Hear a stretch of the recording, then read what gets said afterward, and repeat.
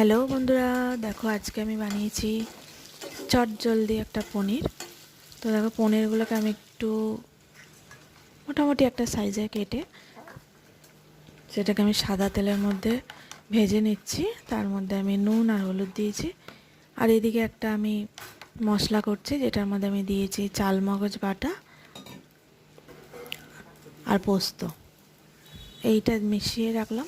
এবার আমি পনিরটা ভাজা ভাজা হয়ে গেলে তো আমি ওটা মিশিয়ে দিলাম, চালমগজ আর পোস্তটা দিয়ে একটু নাড়াচাড়া করে এখানে আমি একটু মিষ্টি দেবো আর দুটো এলাচি দিয়ে দেবো। ব্যাস, একটু শুকনো শুকনো হলে নামিয়ে দেবো। এই নুন হলুদ আর মিষ্টি দিয়ে এই রান্নাটা করেছি। একদম 10 থেকে 15 মিনিটের মধ্যে রান্না শেষ। রুটি বা পরোটার সাথে খেয়ে নাও। এগুলো কিন্তু চটপট, যারা কোথাও গেছি এসে কিছু কী করব অত বেশি ঝামেলা না করে এরকম একটা পনির বানিয়ে ফেলো, রুটি দিয়ে খেয়ে নাও, ব্যাস হয়ে গেল। আর যে ডিম লাগে তো ডিম তো আছেই, ডিম তো কোনো কথাই নেই, ঘরে ঘরে ডিম থাকে সব বাড়িতে, তাই না বন্ধুরা? তো দেখো কেমন হয়েছে। যদি তোমাদের ভালো লাগে তাহলে একটা লাইক কমেন্ট অবশ্যই করে দিও বন্ধুরা।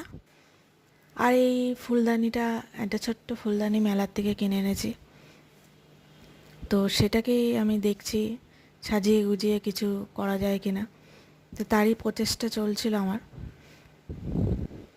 তো দেখো কীরকম লাগছে, আমি এরমভাবে সাজিয়েছি।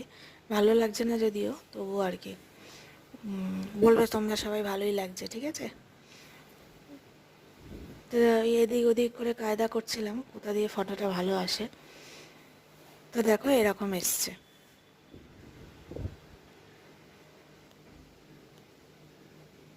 দেখো বন্ধুরা, ঠিকঠাক আছে? জানি অতটাও ভালো লাগছে না, তো রান্নাটাই দেখো, ঠিক আছে? Thank you.